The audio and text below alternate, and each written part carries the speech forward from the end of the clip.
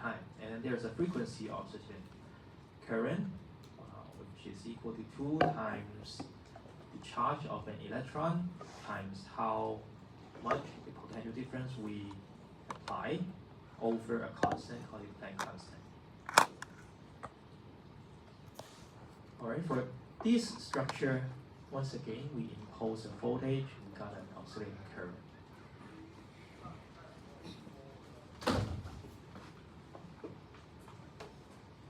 I try to quickly go through the rest content, but before that, I want to highlight that there are some reference reading.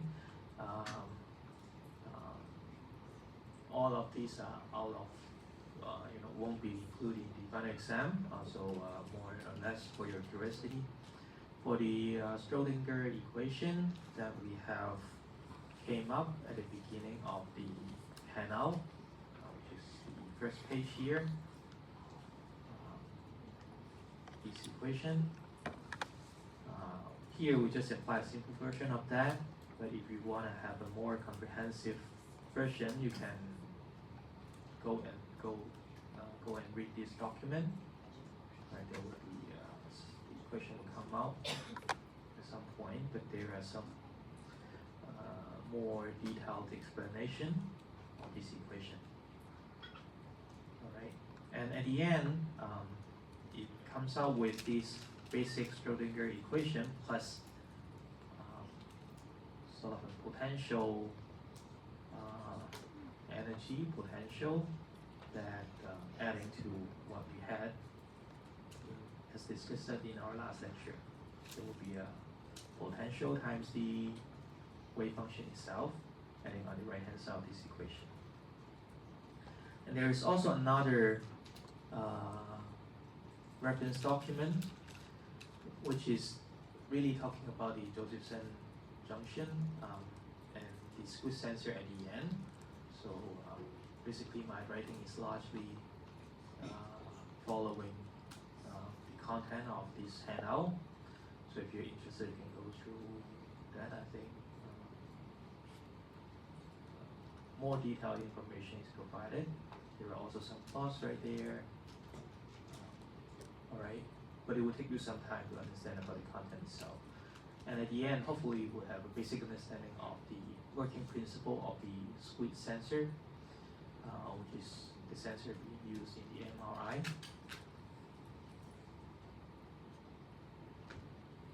And there's the last handout.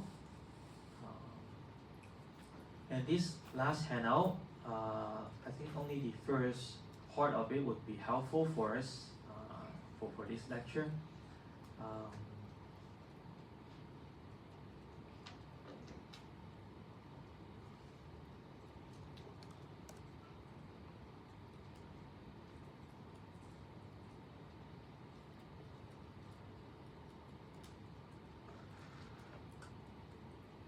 The first few slides of this handout would be on discussing about if there is an external electromagnetic field, what is the corresponding Schrödinger equation and the corresponding quantities. Alright, I think it's up to this page. Because for squeeze sensor is for sensing electromagnetic waves. So in case there is an external electromagnetic wave, that's what we want to measure. That's what we want to sense. So that would create the current in the Josephson junction, so that we can further measure the created current. That's the working principle of the squeeze sensor for MRI.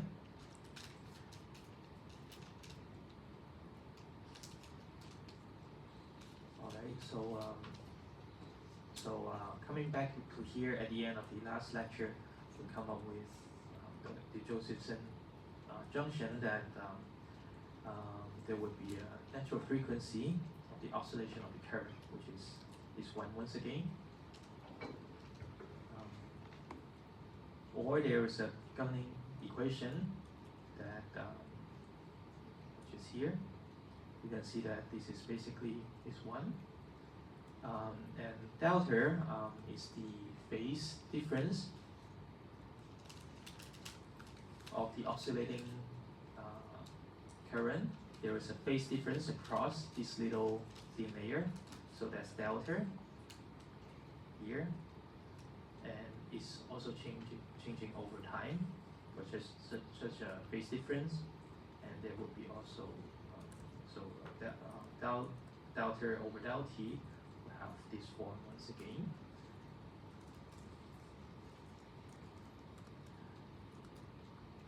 Alright, following that, we would like to consider about the Josephson junction also with other effects.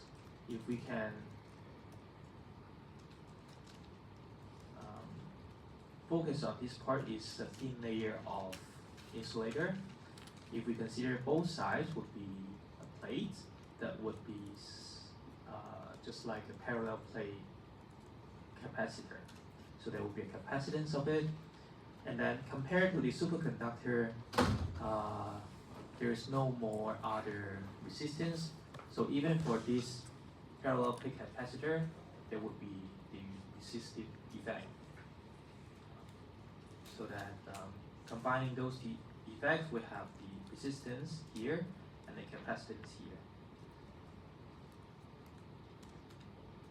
And then if we combine all these together and if we impose the current across the entire structure, that's the more comprehensive description about the Josephson junction. And then we can solve for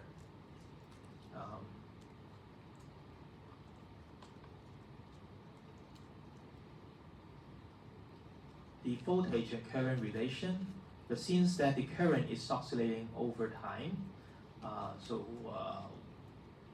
instead of analyzing the oscillating current, we estimate for the average voltage current relation. So that in this case, we integrate such a delta, which is the change difference in the phase change across the interface, over the d del dt. So from here, and then we integrate that from the phase 0 to 2 pi. So basically we have d delta over d delta over dt, so that over this range we would be able to obtain, if we integrate this way, we will be able to obtain what's the period t, so that we'll have one period of the oscillation of the phase change. That would be a tricky integration, so I here just copy an integral result from an integral table. If you have time, you can follow all the calculation bit by bit, and then you will have a conclusion as described here. That the average voltage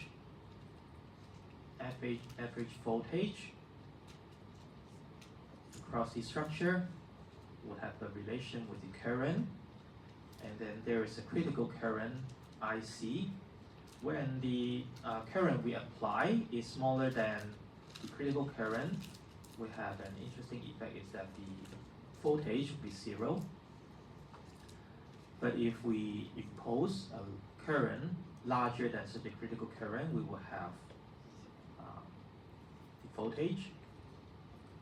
So if we plot the curve, it would be around this solid line.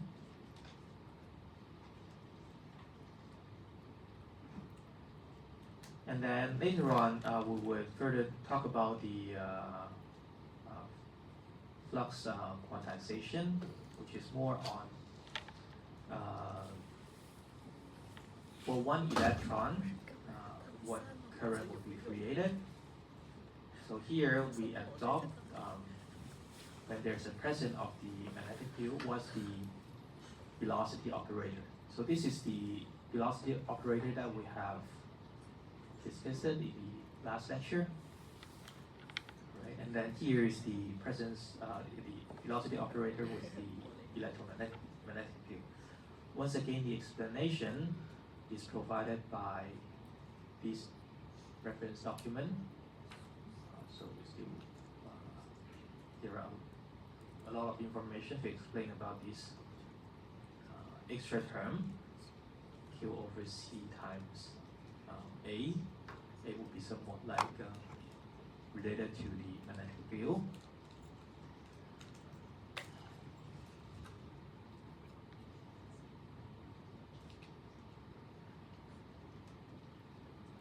Alright, here I try not to explain too much detail. I want to save some time for our other part of today's lecture. I just want to describe about the basic idea on what's going on this panel. Is that we consider about what's the phase change when there's an external magnetic field creating an electron, and then there will be one electron across one interface here. And then for the squeeze sensor, basically there's a loop of the superconductor, and then there are two interfaces, so that's symmetric. While there is one electron going from here, from right to left, at the same time there is another electron going from left to right on the other interface. So that we can consider about such a loop of the electron movement. And then for, so this is the minimum change, the minimum change of current. So that's described here. It's a single unit of electron creating single unit, the minimum unit of some magnetic flux. And then here, the last page of the handout is to further explain about the current being created by such a smallest magnetic flux. And the measured current would be multiple numbers of the electrons, which is the multiple number of magnetic flux. So here, and then this current is also oscillating. So in fact, that's over time, the current would be oscillating over time. When there is an external magnetic flux, this oscillation would reduce to a smaller value. And then the sensing scheme is to measure about how much reduction of the amplitude of oscillation of this current. And you can back calculate on what the magnetic flux would be. So when there's a magnetic flux, the amplitude of the current oscillation reduces. We can use this relation to back calculate on. So we can measure this Imax, the amplitude of magnetic oscillating current. We can back calculate on what the magnetic flux would be. And then with the magnetic flux, we can calculate, we can use this relation to back calculate on how many electrons are passing through the interface over time. And then we can calculate for the strength of the magnetic flux. So that's the basic idea of the handout.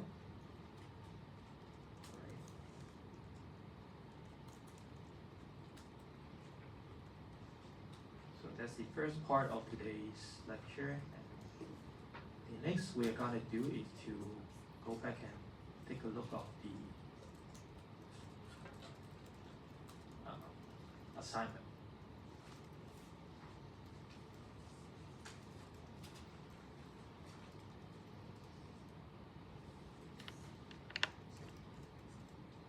So here is the assignment, and then the suggested solution is here. Basically, that's this is what I prepared for grading the final exam.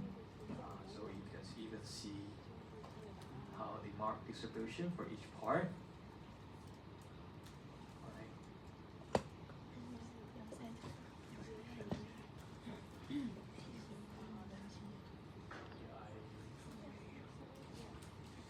Have this here.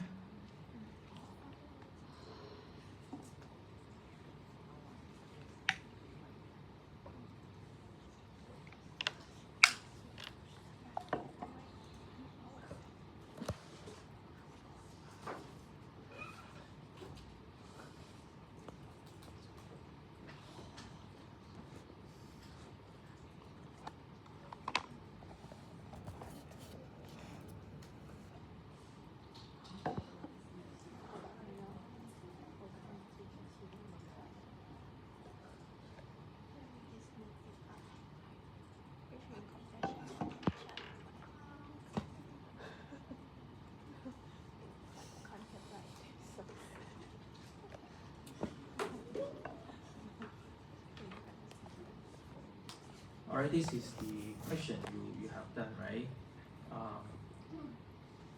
And here, as you know, I've explained about the question a few weeks ago. I'm just trying to show you about what is expected for you to answer. So if you know about the operation of the sensor, you just need to mention about the direction, whether it's plus or minus, and marks will be given. In the final exam last year,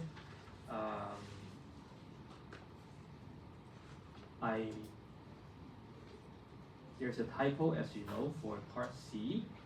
During the exam, I announced that there is a typo there, but here for your assignment, this part C won't be graded because I didn't fix the typo in the question paper.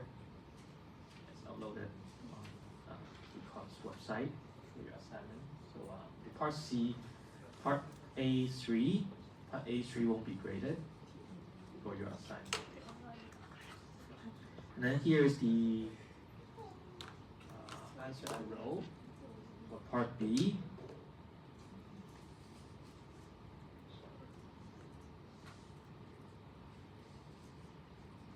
The moment about y-axis would be just the mass, negative mass times the acceleration times h mass.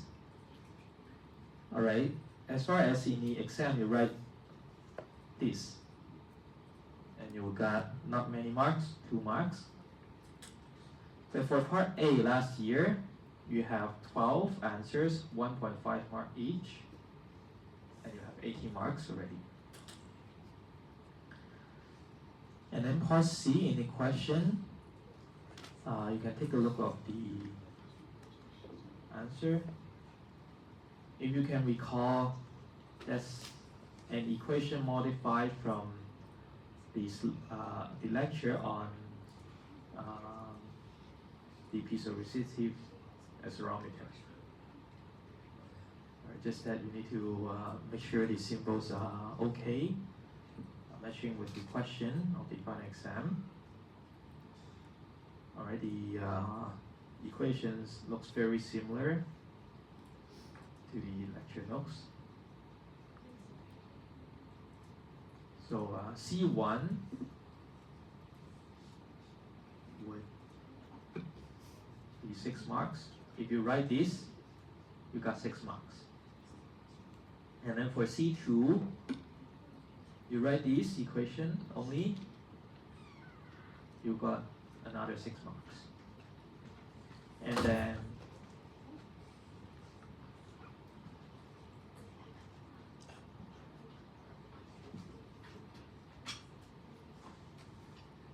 C2 would be 20 marks.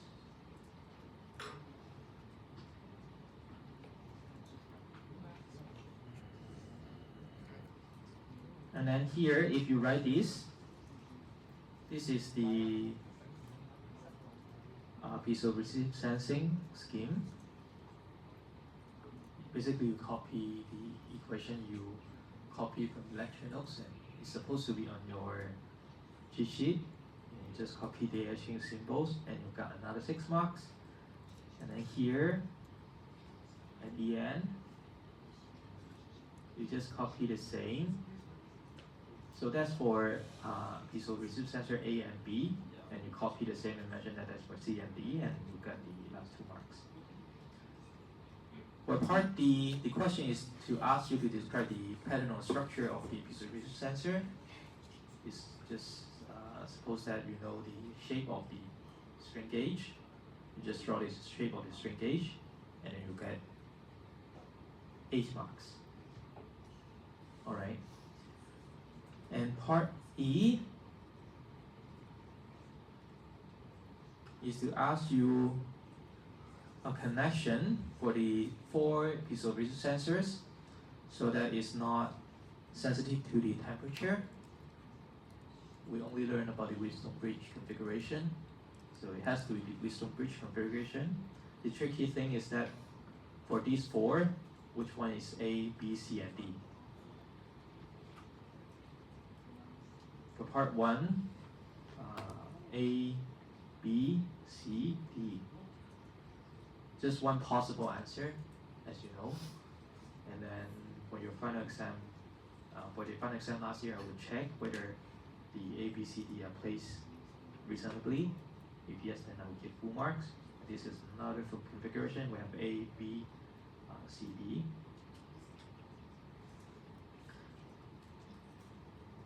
So you don't need to write too much for your final exam.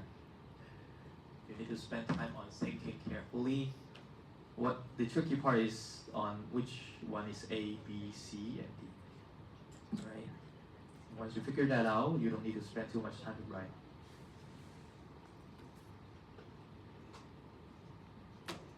Part F.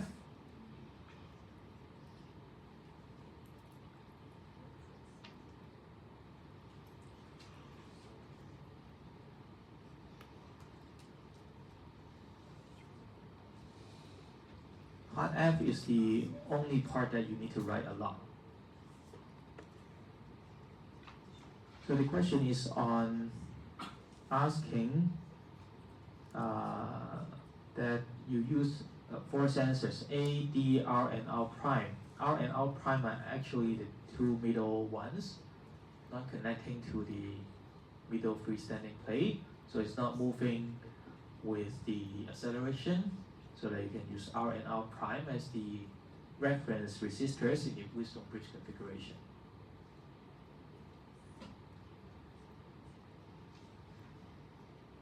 Alright, so if you understand, just imagine that you're working on it in the final exam. You will spend enough time so that you know what's going on.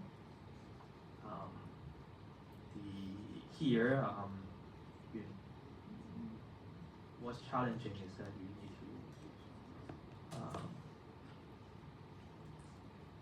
to just follow just based on the question, extracting the useful information from lecture slides, and just massage that a little bit and become your answer. So although it's required to write a lot, it seems, but here, as you can check for the lecture slides, and that's actually the part about explaining the Wisdom bridge, on how to come up with that B out minus B in would be equal to delta R over 2R. And these few lines of equation are actually provided in lecture slides. You just copy that out and then you will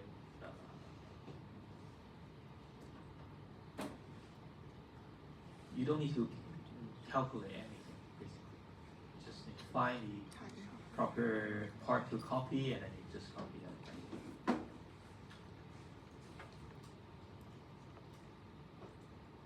And then for the final exam last year, what happened is that the final exam last year, if you go check to the course website, the final exam last year is very similar to the final exam last year. And I already gave a hint to the student last year that, okay, your final exam would be very similar to the previous final exam. So then supposedly from the part A to part G, students last year should be familiar with basically most part of it. The only tricky part is the last part, part G, which is here. And the piezoelectric sensing hasn't been asked in the last year. So for students taking the exam last year, they need to quickly recall the working principle of the piezoelectric sensing. But anyway, that would be 22 marks of the final exam. This part G is to differentiate those students knowing a bit more and those students knowing not that much. Part G1 is just to ask about which piezoelectric constants should be used. D31, you just need to write D31. And you got 2 points. And part B is about determine the voltage output as the deformation, which is the epsilon of the piezo electric material. Once again, throughout the entire final exam, no differentiation, no integration, okay? If you also check for other sample questions provided on the course website, there won't be integration, there won't be differentiation. All right. So hopefully, especially after you have worked on the assignment, you have a better feeling on the style of the final exam question. Alright, that's part 2 of today's lecture.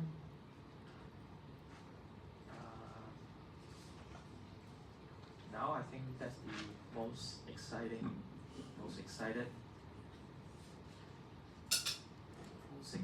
part, which is describing about the final exam question.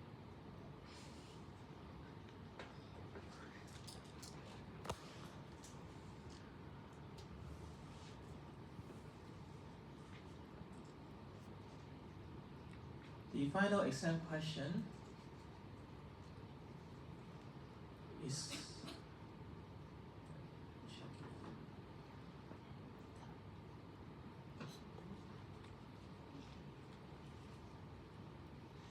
is about using a cantilever beam to detect something binded on top.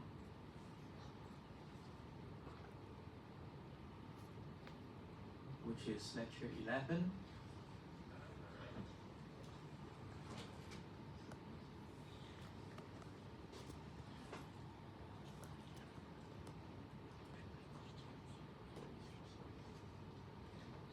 The question would be about a sensor. I just follow this lecture 11, draw it out. We have a cantilever beam. Alright.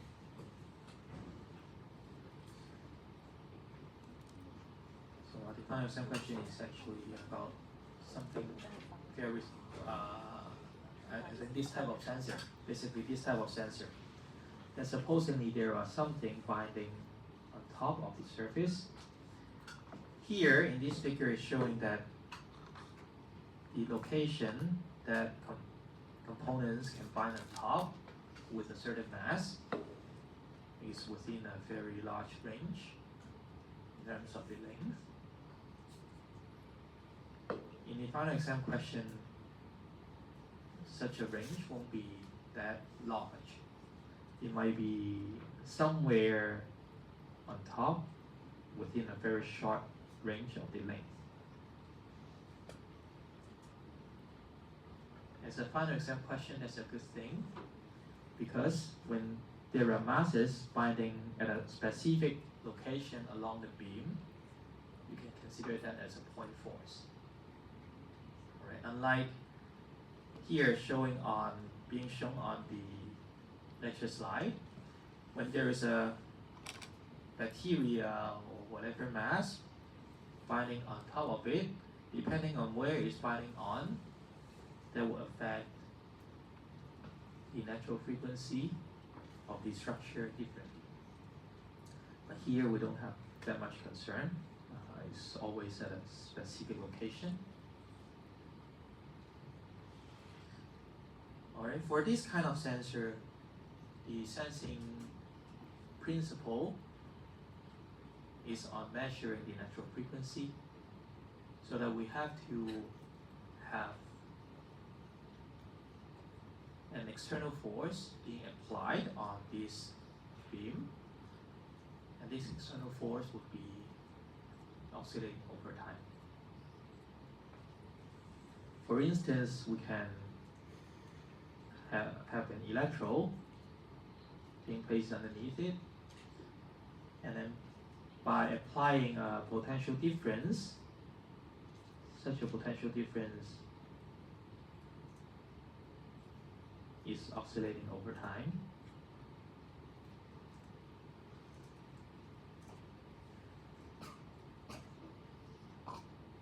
Maybe something like that. Sometimes zero, sometimes positive. When sometimes it's zero, no external force. When there is sometimes a large voltage potential difference, then this beam will be attracted downward. So that we can apply an external force as an oscillating voltage and oscillating external force. Just like what we discussed in lecture, we ignore the damping effect.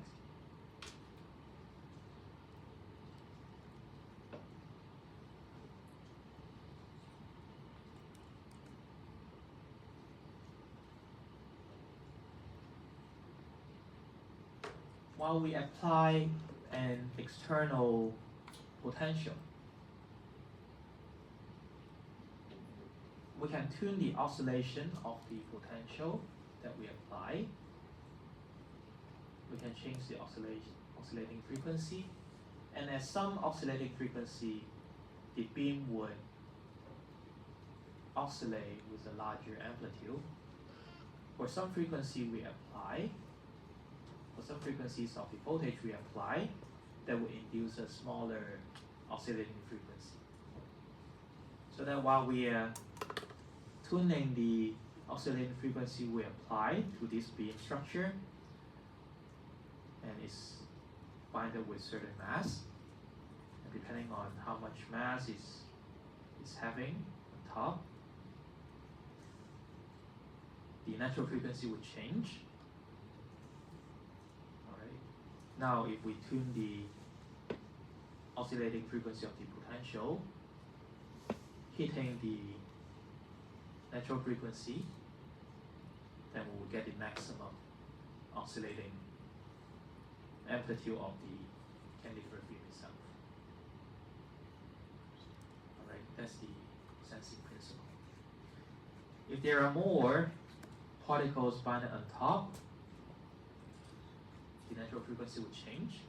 We'll realize that the oscillating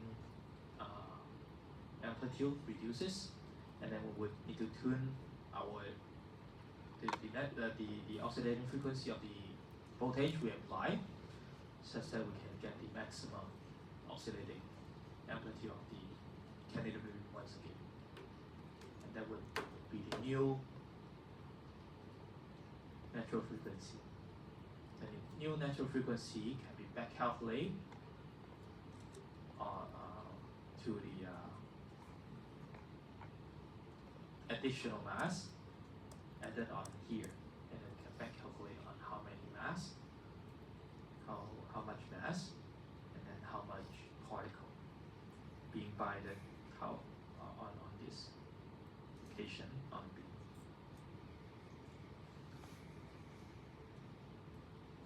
Alright.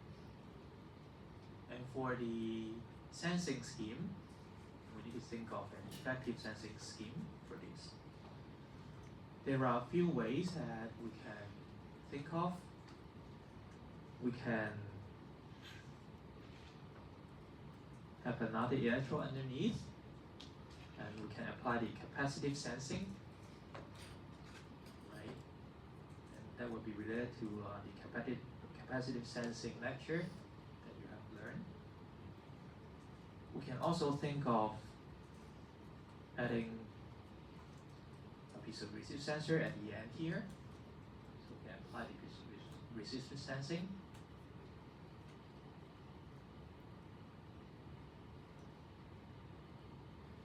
We can also think of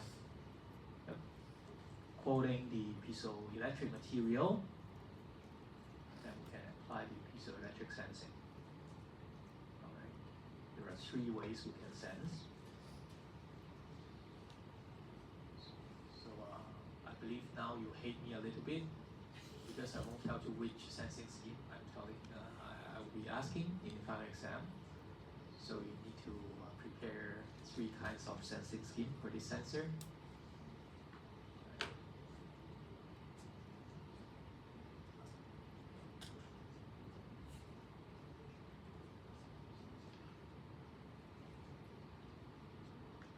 So here, that's the relative change of the natural frequency. What we measure is the change of the effective height of the structure,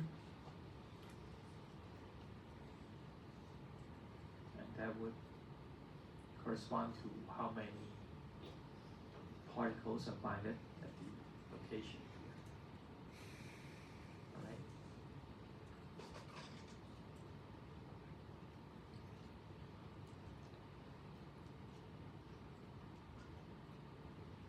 So I hope you have a basic idea about what kind of sensor you're gonna see in the final exam question.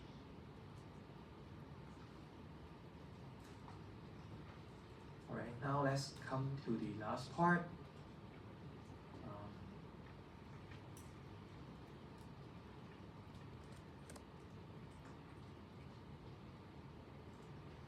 And now based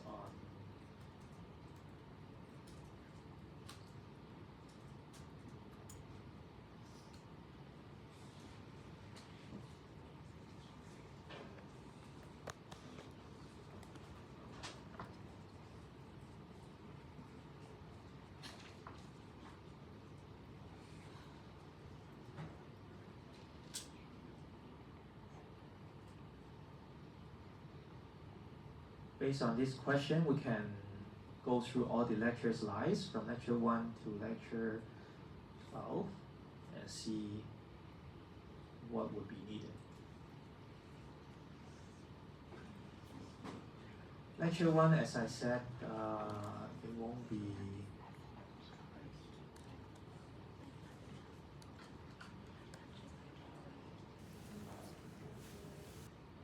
asked.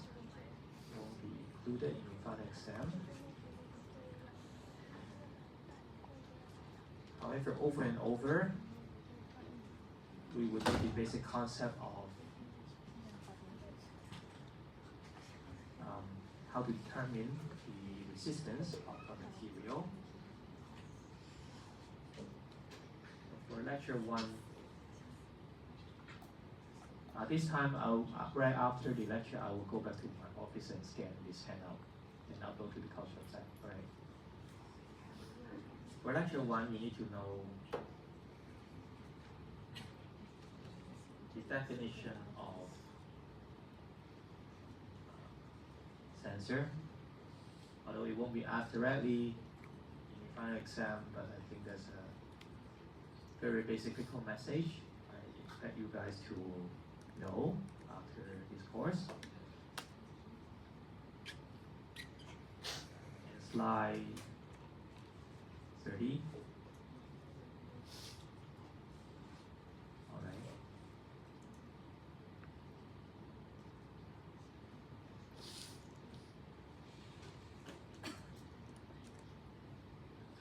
And here, there are some good things about the tips on the final exam question.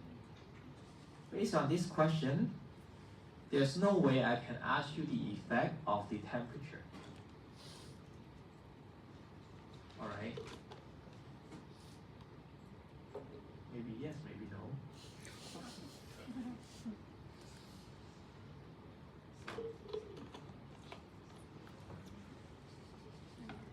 I'm telling you no.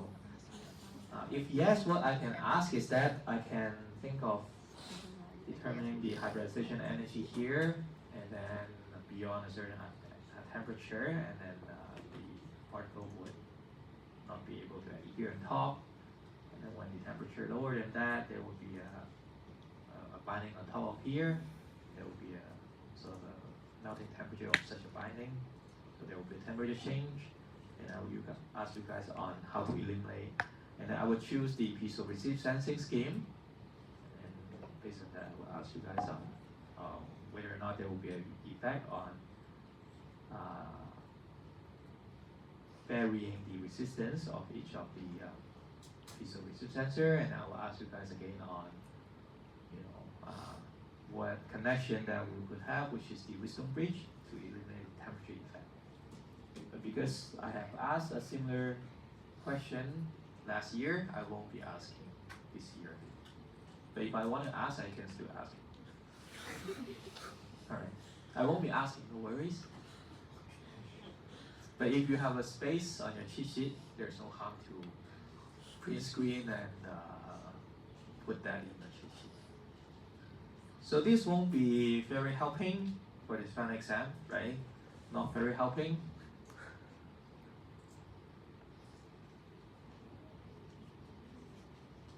For lecture 2 is on the fabrication techniques, just like all the other questions. It won't be directly asked in the final exam, but if you have a better sense on how the sensor being fabricated, maybe it would be helpful for you to visualize quickly on what the exact shape and geometry of the sensor is about. We will have a cantilever beam here. We have different ways on fabricating the cantilever beam. One is that underneath there's a deep cavity, and then we can create that by KOH etching directly on the silicon substrate, or we can have a tricky technique on depositing a sacrificial layer on top, and then we deposit and pattern our structure, which is the cantilever beam on top. To fabricate this sensor, depending on what sensing scheme we use, if we want to use the piezoresistive sensing, underneath we can create a cavity by KOH etching.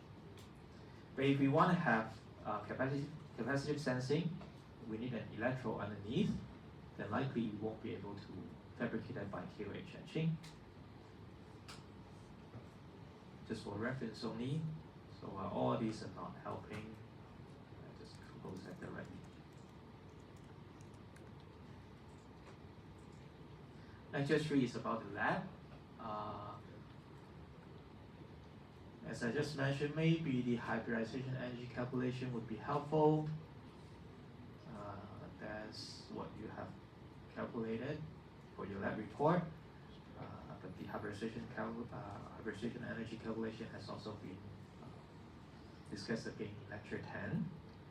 So lecture 3 is we don't need to consider lecture 3. So this is lecture 4. At the beginning there will be some fabrication tricks you can skip. And it's about the temperature sensing. Once again, as I said, the temperature effect won't be asked. Not helping at all, okay? See you lecture 4. Now lecture 5.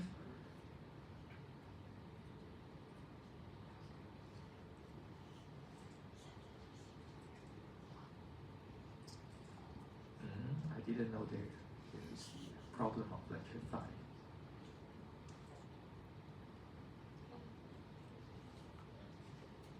So did you guys download lecture 5 before? No one downloaded that before, no one knows. If I don't go through the slides with you guys, you guys will have lecture 5. How can you survive? Let me check if I have a stick right now.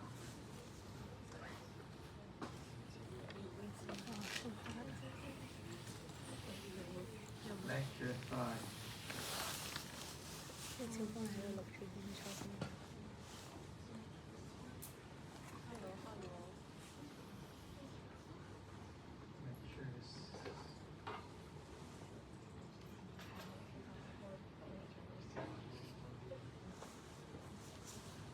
Suppose it's this one.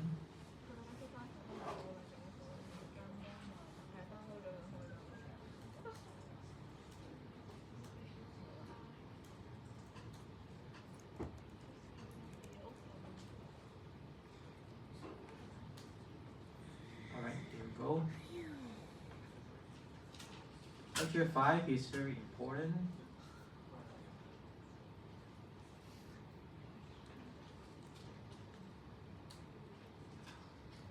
Once again, the good thing is that once we know the question, we can skip many lectures already. So this is very important. We have a cantilever beam. This is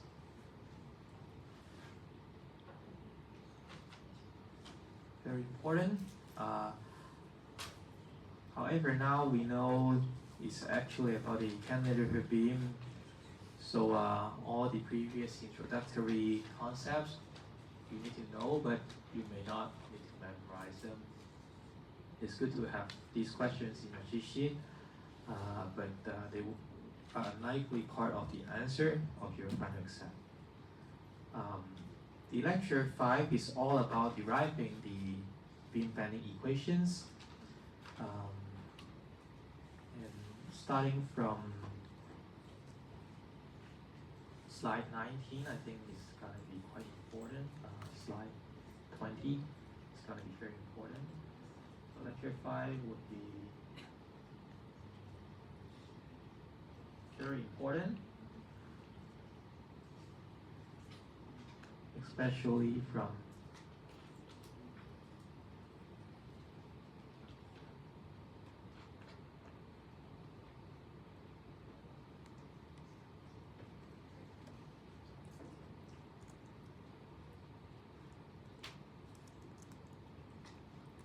slide 20. There are also some assumptions, and here are some description about the surface strain, how it's related to the bending and the bending moment, how to what is the moment of inertia here, right, and then we have these beam bending equations, the beam equations. All right, and then on the last slide, we have a single beam bending, which is exactly what we need here. Now I regret that I have just uploaded the lecture 5. If I don't upload it, you would realize that, oh, there's an error. All right, so lecture 5 is important. Now lecture 6.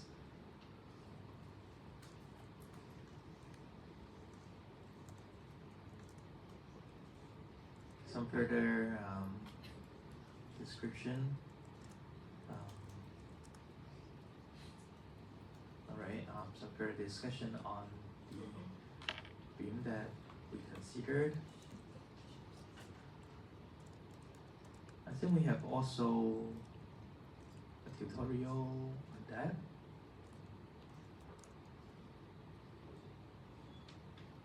Let me check. Tutorial 5 or 6.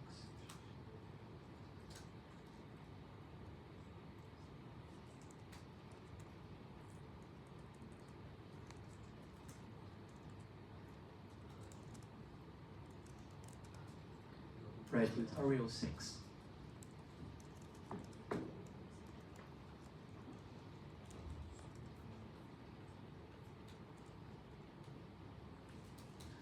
Alright, for tutorial 6 is on deriving this beam equation. The solution of it is integrating them multiple times. As I said, the integration won't be asked in the final exam. So technically you don't need to know about all these, but I think for studying it's good to still know where this solution comes from. There may or may not be a little variation of the configuration of the sensor. So knowing about how this relation comes from may help you have a better sense on facing the final exam question later on. So if you have time, there's no harm to go through this tutorial 6.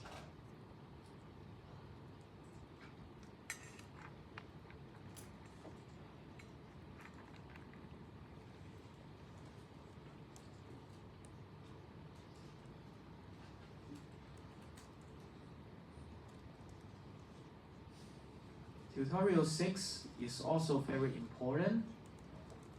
Just in case, the question is about adding a piezo-resistive sensor here.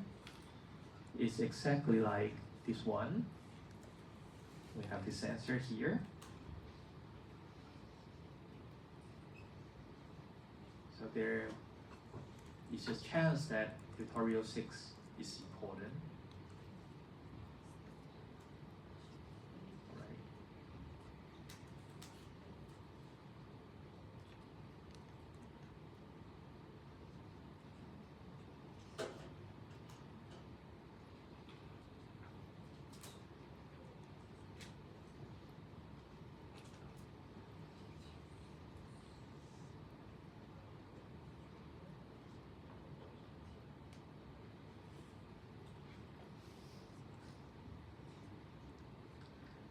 So if it is important, and these equations would be very helpful. Now we need to gamble a little bit. You need to read my mind. This is the answer of the final exam last year. Here, something like this here. It's already been asked last year and last year. Do you think I will ask again? Yes. I don't know, so you need to bet on that.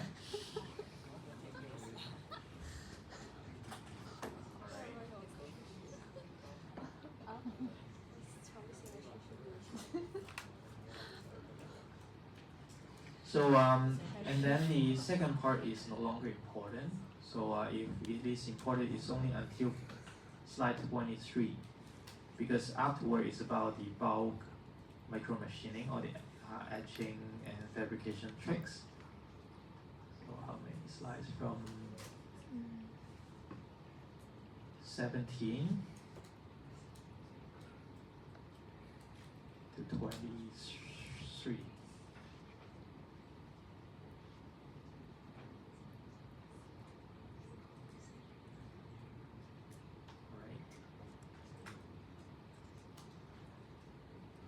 Lecture 7 is about pressure sensing.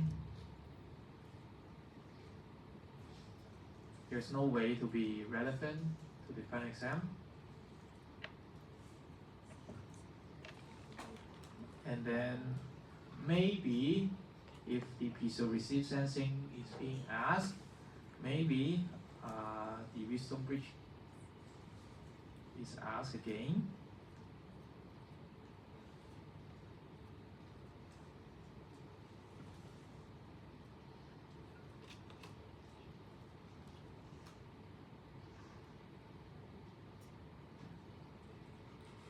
And if it's being asked, all these won't be important.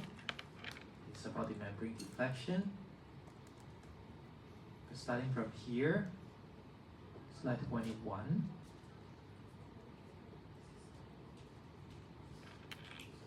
From 21.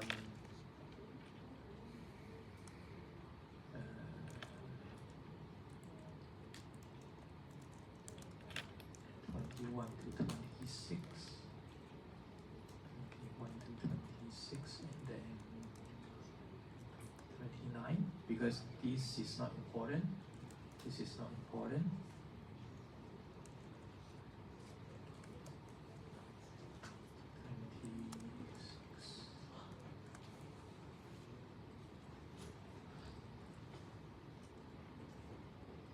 Twenty-one to 26.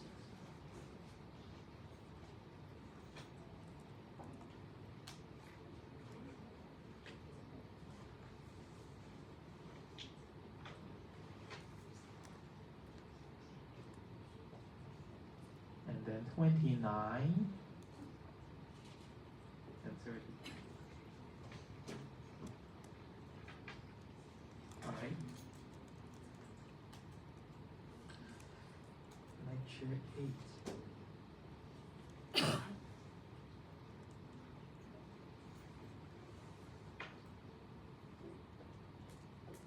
Lecture 8 is about piezoelectric sensing.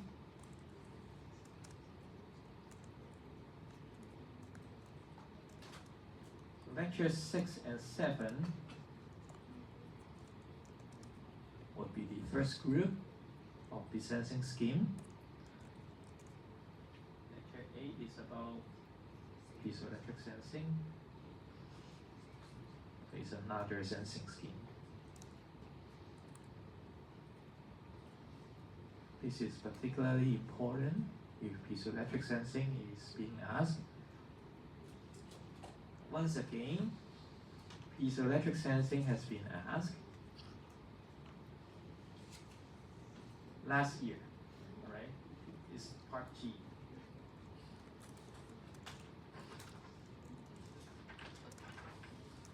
Here, right? It's being asked. And you did it in your assignment. Do you think I will ask it? By the way, I've already submitted my final exam question, so you can't change. I can't change my mind either.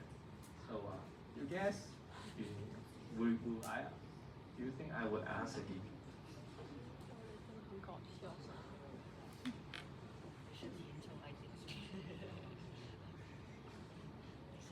But this is important. And then if the piezoelectric sensing is being asked, maybe this is also important too.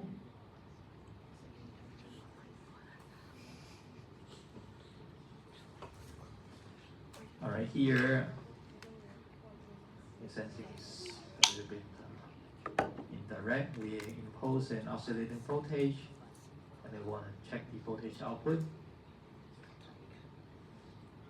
For PVDF, the sensing scheme is more straightforward. And here there would be the piezoelectric constant.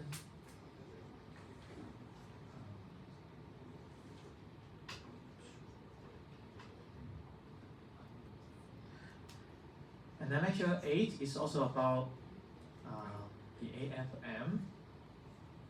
The AFM, as you see here, is also based on the cantilever beam. Alright, and then at the fixed end is being oscillated with an piezoelectric material.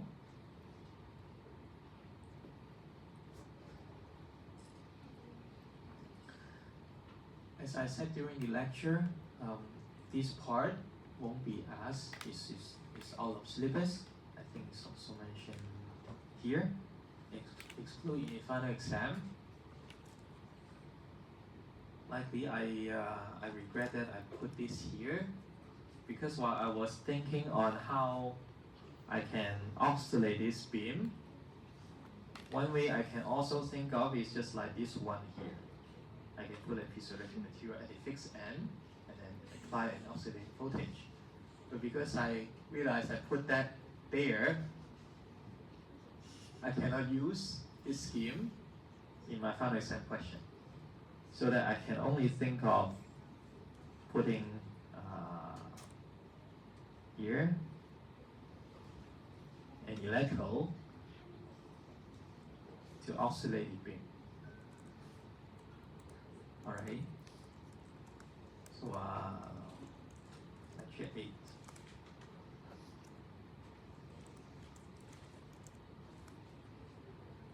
This is the sensing scheme number 2.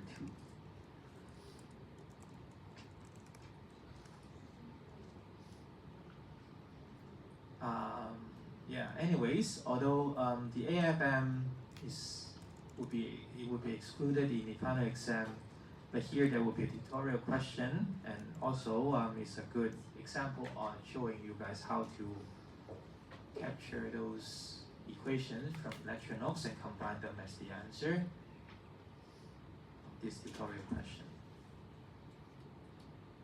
So it's good to go through it, I think, still. Lecture 9 is on another sensing scheme. Alright, capacitive sensing.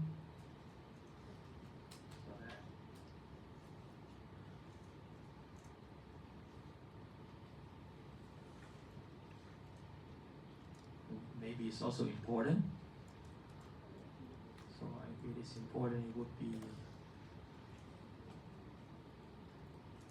see here we have a capacitive accelerometer, then there's a single beam, but just that underneath there would be a plate, and then we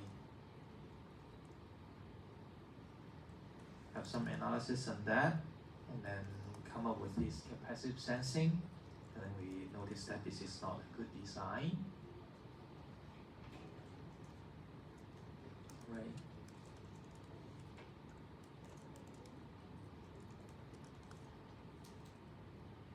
And then afterward, we come up with another capacitive sensing scheme. That there would be a finger structure. Right next to it, there are two fixed electrodes. When these finger move, one parallel plate capacitor increases its capacitance, while the other capacitor reduces its capacitance.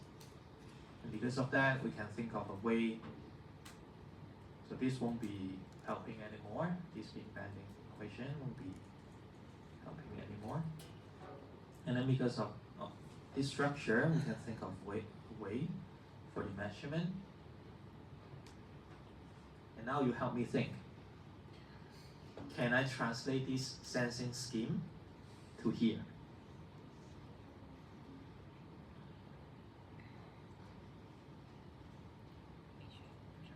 Can I do it?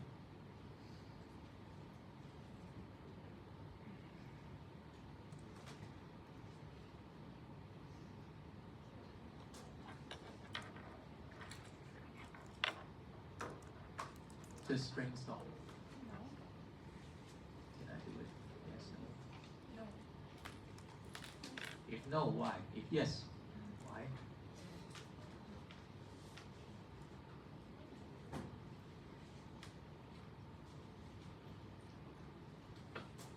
A first thought would be no.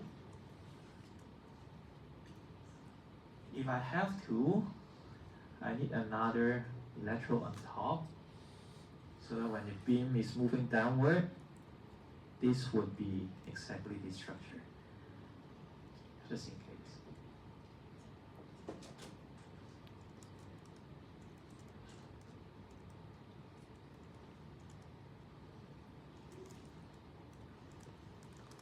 Just in case you see there's an extra electrode on top, overhead the beam, maybe you can quickly recall this is a very likely part that you're gonna need for your answer.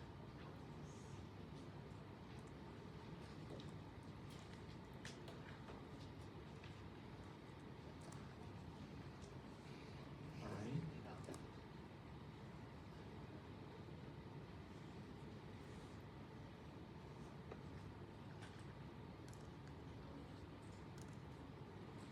Lecture 10.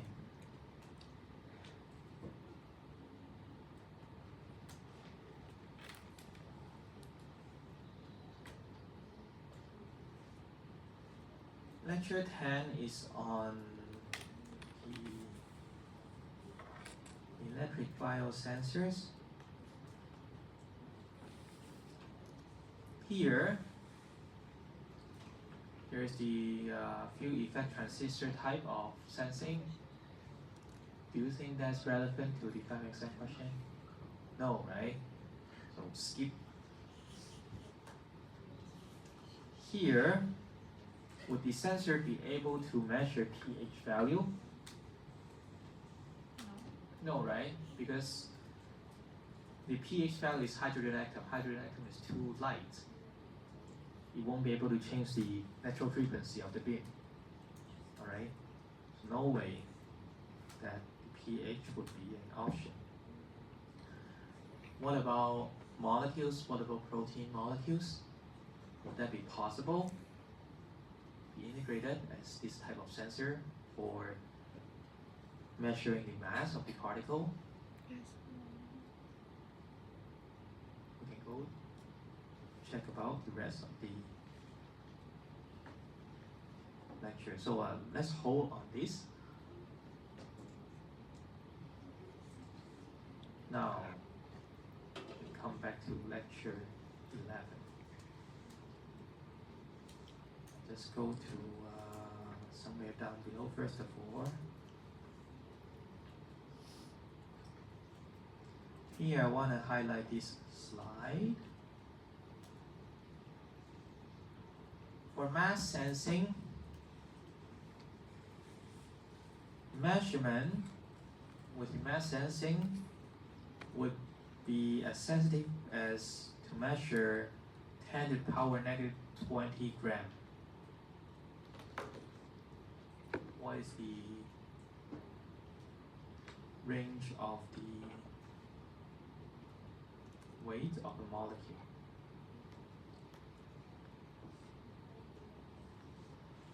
(0.3 times 10 to the power minus negative 21. Do you think the protein sensing will be applicable to this kind of sensor?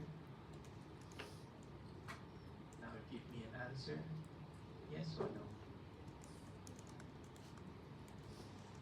0.3 times 10 to the minus negative 21. 10 to the power negative 21. 0.3, so overall is 10 to the power negative 22. But we can only measure 10 to the power negative 20. No, right? So we can forget about lecture 10. Good reasoning? So that's how we understand the lecture material.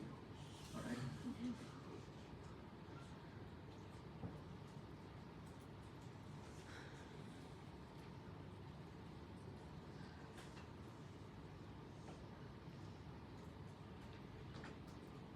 Here, there would be the hybridization energy calculation, and that would be applicable to DNA molecules, RNA molecules. All right.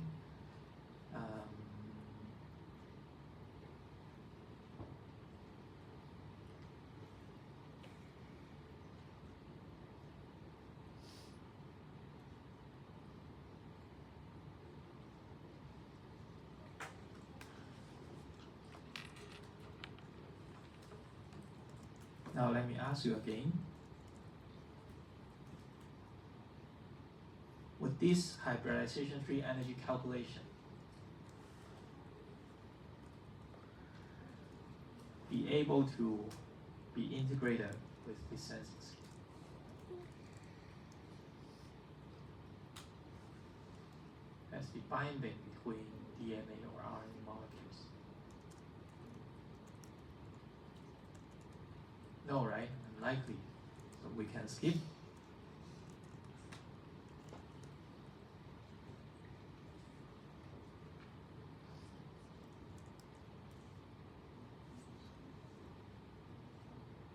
This is not helping. This is on heating the structure, all right, obtaining the balance of the heat energy. And here is the cantilever beam DNA biosensor. It mentions that the molecular binding would affect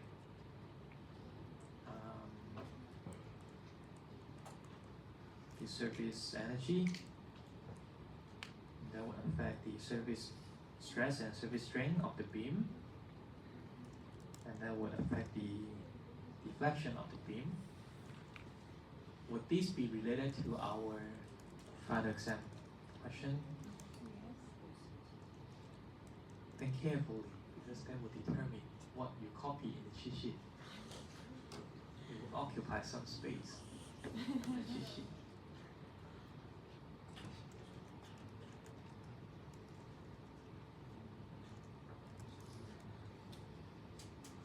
If yes, then we need to consider about this. The hybridization free energy at a certain temperature. Then we need to trace back on also calculating, on also copying this. The table will be given if there's a question, so but at least you need to have these these equations in on your cheat sheet.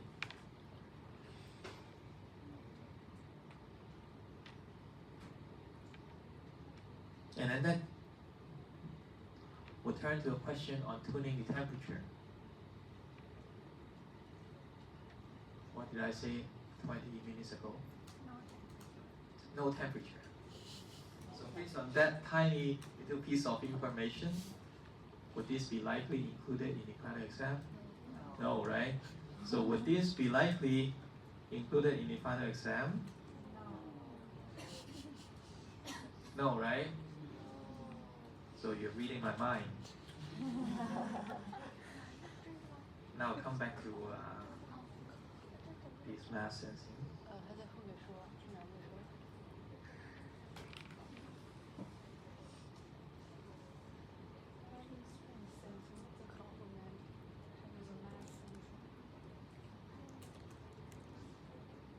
We're sure that this lecture is very important, but only starting from slide 33.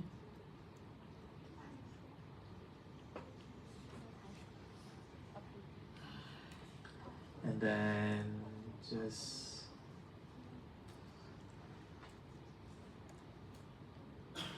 call it all the way to the end. And because you know about what the sensor is about, and you can extract the relevant information from slide 33 to 40,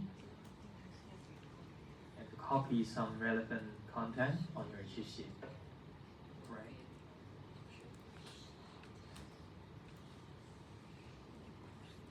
What else? Lecture 12 is on bioimaging. No way to be relevant to the final exam.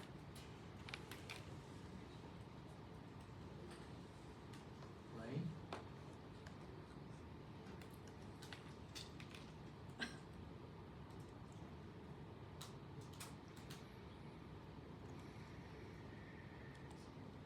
I try not to ask you guys whether you have any questions, because you're gonna ask me questions and I may not answer you anymore. So I try not to ask you. Hopefully you have a clear idea on what to study. Right?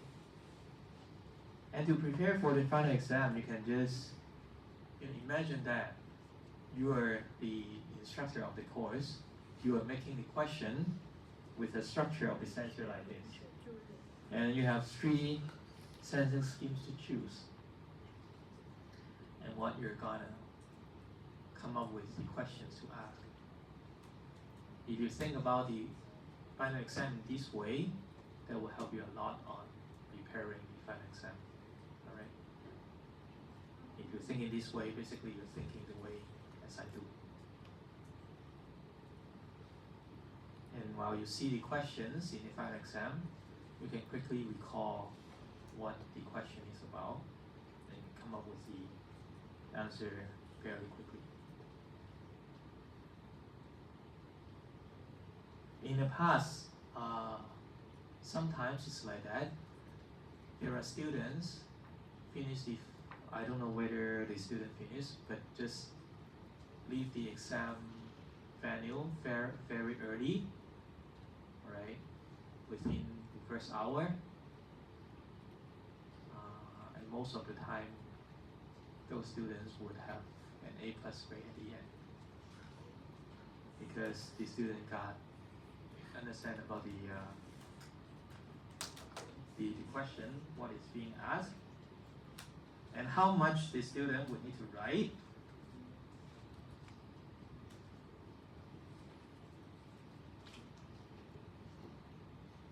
It's basically just that much, right? 2 pages. Just like what we have for the answer of the assignment. That's how much to be written in the final exam. I think you can, if you copy that much of text, I'm sure you can copy that within an hour, right?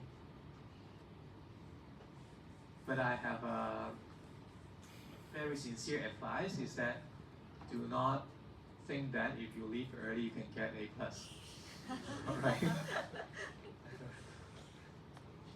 That doesn't apply in this way.